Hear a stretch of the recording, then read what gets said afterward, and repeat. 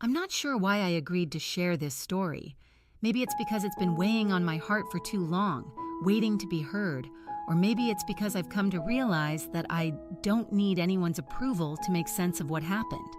My name is Ava, I'm 29 years old, and I live in a quiet seaside town in a house that's far too large and too empty for just one person. Most days, my life is simple. I run an art gallery downtown, spend a few days a week with my boyfriend Nathan, and fill my spare time with books, painting, or wine nights with friends. There's nothing extraordinary about it, nothing dramatic. It's the kind of life I thought I wanted, predictable, steady, and safe. But now, looking back, I realize it was more of a hollow shell, filled with habits instead of true passion. When Ethan came to stay with me that summer, I never thought it would lead to anything significant. It was just a favor. He was my stepbrother, though not by blood. My mom married his father when I was 23, and Ethan was still a teenager at the time, a carefree 18-year-old with a mischievous grin and the ability to make anyone laugh. We didn't see each other much, but when we did, there was always a lightness about him, a kind of ease that made you enjoy his company. By the time he called me that June, it had been 5 years since we spent any real time together. He was 24 now, freshly out of college and, as he put it, in desperate need of a change of scenery. He didn't go into details, and I didn't ask. All he said was that he needed a place to crash for a while. I didn't see a reason not to help. I can still remember the sound of his car pulling into the driveway, a sputtering, beat-up thing that didn't look like it could make another road trip. I stepped onto the porch just as he climbed out, and for a moment, I almost didn't recognize him. Ethan had changed. Gone was the lanky teenager with messy hair and boundless energy. The man standing before me now was taller, broader, and carried a calm confidence that hadn't been there before. His dark hair was slightly tousled, and his sharp green eyes caught the sunlight as he smiled at me, a smile that hadn't changed one bit. "Hey, sis," he said, his voice warmer and deeper than I remembered. I smiled back, stepping down the porch steps to hug him. "Ethan, it's good to see you. You made it in one piece, I see." "Barely," he joked, glancing back at his car. "I think the old girl has maybe one more road trip in her before she quits on me." We both laughed, and for a moment it felt like no time had passed at all. But as we carried his bags inside and he settled into the guest room, I couldn't shake the feeling that something had changed in him. There was an unspoken intensity about him now, a deeper layer beneath his usual charm. The first few days went by without much incident. Ethan easily settled into my routine, helping out with errands and charming my coworkers when he stopped by the gallery for lunch one afternoon. Nathan met him briefly during a dinner I hosted, and while they got along fine, I noticed Ethan's polite smile tightening just a bit whenever Nathan kissed my cheek or held my hand. I dismissed it at first. Maybe Ethan just wasn't used to seeing me with someone. After all, we hadn't spent much time together as adults. But there were other moments, smaller ones, that started to linger in my mind, the way Ethan's eyes followed me when he thought I wasn't looking. The way his hand would linger just a moment too long when he handed me a glass of wine. The way he laughed at my jokes with an intensity that felt different. It was one of those rare, perfect summer nights. Cool enough for a fire, but warm enough to enjoy the outdoors. Nathan had left earlier in the day for a work trip, so it was just Ethan and me on the back porch. The flames from the fire flickered, casting shadows around us as we talked for hours. The conversation flowed naturally from childhood memories to future dreams. At some point, the wine bottle ran out and the silence between us stretched, not awkward, but filled with unspoken tension. "Ava," he said suddenly, breaking the quiet. I turned to face him, surprised by the intensity in his eyes. "Do you ever feel like you're just going through the motions?" he asked. His question caught me off guard, but I nodded slowly. "Sometimes," I admitted. "I think we all do." "Why?" he asked, his eyes searching mine. "Because I look at you, and I don't understand how someone like you could ever settle for a life that doesn't make you happy." His words hung between us, heavy with meaning. I opened my mouth to reply, but nothing came out. Instead, I felt a warmth rise in my chest, part gratitude, part something else I couldn't identify. For a moment after his words, all I could hear was the crackling of the fire and the distant hum of crickets. His gaze never left mine, and I could feel the heat creeping up my neck, though I wasn't sure if it was from his words or the way he was looking at me. "I think we all settle sometimes," I began, my voice faltering. "Maybe it's easier than facing the truth." Ethan leaned forward, resting his elbows on his knees as he considered my words. "Easier, maybe," he said, his voice low, "but is it worth it?" His question tightened my chest. I didn't have an answer, not one I was ready to admit, at least. Instead, I stood abruptly, brushing invisible lint from my dress. "I should probably call it a night," I said, my voice strained. "It's getting late." Ethan stood too, his movements slow and deliberate. He stepped closer, casting a shadow over me as he searched my face. "Ava," he murmured, his voice softening, "you don't have to pretend with me. I can tell when something's wrong." His words broke something inside me, and before I could stop myself, I whispered, "Maybe I don't even know what makes me happy anymore." I thought Ethan would offer some comforting words, the kind he always did. But instead, he reached out, brushing a strand of hair away from my face, his fingers grazing my cheeks so lightly that it sent a shiver down my spine. "You deserve to be happy," he whispered, his voice barely audible over the sound of my heartbeat. For a fleeting moment, I thought he might pull away, let the moment pass, but instead his hand lingered against my cheek, his thumb gently tracing the curve of my jaw. My breath hitched, and I knew I should step back, say something to break the tension, but I didn't. Instead, I found myself leaning into his touch, my eyes fluttering shut as the space between us closed. When his lips brushed mine, it was so soft, so tentative, that it felt like a question, one I wasn't sure I should answer. But then, as if something inside me snapped, I kissed him back. The world around us faded, the fire, the stars, the weight of everything that should have stopped this. All I could focus on was how his lips felt against mine, warm and searching, and how his hands framed my face, holding me gently as though I were fragile. When we finally pulled apart, I couldn't meet his eyes. I felt exposed in a way I hadn't in years. I began, but no words came. "Ava," Ethan said, his voice steady yet full of emotion. "I didn't plan for this. I don't even know if this is okay, but I need you to know, you mean more to me than just family. You always have." His confession hit me like a wave, and for a moment I couldn't breathe. I wanted to tell him he was wrong, that what had just happened was a mistake, but the truth lodged in my throat, because deep down I knew it wasn't a mistake. I didn't sleep much that night, my mind replaying the kiss over and over. The next morning, I came downstairs to find Ethan already in the kitchen, pouring himself a cup of coffee. He greeted me casually, but there was a tension in his posture I hadn't noticed before.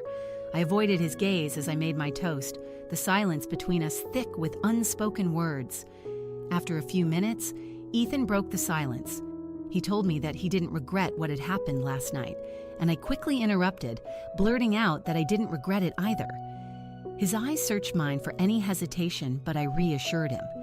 I didn't know what it meant or what we were supposed to do next, but I didn't regret it. A small, relieved smile spread across his face, and for the first time since he arrived, the tension that had been suffocating us seemed to disappear. There was a quiet understanding between us now, something neither of us had to put into words. We just stood there, with the morning sunlight streaming in, casting warm patterns on the floor. His gaze lingered on me, and I felt my pulse quicken, just like the night before. It was the same look he had given me by the fire, a look that made me feel seen in a way I hadn't in years. Ethan took a tentative step closer, moving slowly, giving me every chance to step back if I wanted to. But I didn't. I stayed where I was, my breath hitching as he closed the distance between us. He whispered my name softly, his voice carrying a weight that made my chest tighten. I didn't have the words to respond, but I nodded, and that simple motion seemed to reassure him. He told me that I didn't have to say anything, but that he meant every word he had said the night before. I whispered that I knew, and before I could say anything else, his hand reached out, brushing against mine. The touch was so light, so tentative, but it sent a jolt through me. Slowly, his fingers intertwined with mine, and the simplicity of the gesture made my chest ache.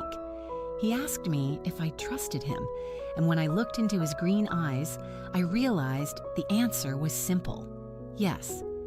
We sat down at the small table by the window, the sun warming the space between us, and for the first time in what felt like forever, it seemed like we were stepping into something real, something new, fragile, but undeniably ours. Ethan told me that he didn't want to rush me, that whatever this was, he wanted it to be something I was ready for. He wanted me to want it. I swallowed hard, my eyes dropping to where our hands were still joined on the table. I told him that it wasn't that I didn't want this, but that it was complicated. We were complicated. He nodded, brushing his thumb gently over my knuckles, and told me that he understood. He also knew that what he felt for me wasn't going away, and that he didn't think he wanted it to. His sincerity made my heart ache, and I felt the weight of my own doubts and fears pressing down on me. But then he smiled, a small, reassuring smile that seemed to chase the shadows away. He told me that we didn't have to figure everything out today, that we could just take it one day at a time. And in that moment, I knew I couldn't walk away, not from him, not from what we had. I softly agreed to take it one day at a time. The days that followed felt different, though I couldn't quite place why. There was an intimacy between us now, a shared understanding that lingered in every glance, every touch. One afternoon, as I was painting in the living room, Ethan came in with 2 cups of coffee. He set one down beside me and lingered, watching as I added strokes of color to the canvas. He told me I was really good at it, and I smiled, replying that it was just a hobby, but he insisted that it was amazing. We laughed when I accidentally smudged some paint on his nose, and the room filled with laughter, easing any lingering doubts. But when he leaned down, inches from my face, the laughter faded, replaced by a soft, unspoken tension. His hand came up to brush a stray curl from my cheek, and the tenderness of the gesture made my heart race. He whispered that I was beautiful, and as his gaze flickered to my lips, I leaned forward, closing the distance between us. The kiss was slow at first, gentle, but then it deepened, igniting something between us that felt unstoppable. As the weeks passed, our bond grew stronger. It wasn't just about the stolen kisses or whispered words late at night. It was in the little things, how Ethan noticed the way I hummed when lost in thought, or how I couldn't start my day without a strong cup of coffee. He paid attention to the details, and in his presence, I felt like I mattered. But with that growing closeness came the reality that what we had couldn't stay hidden forever. One evening, as we sat on the porch watching the sunset, Ethan finally spoke up. He told me that there was something he needed to confess. He admitted that he hadn't been completely honest about why he came here that summer.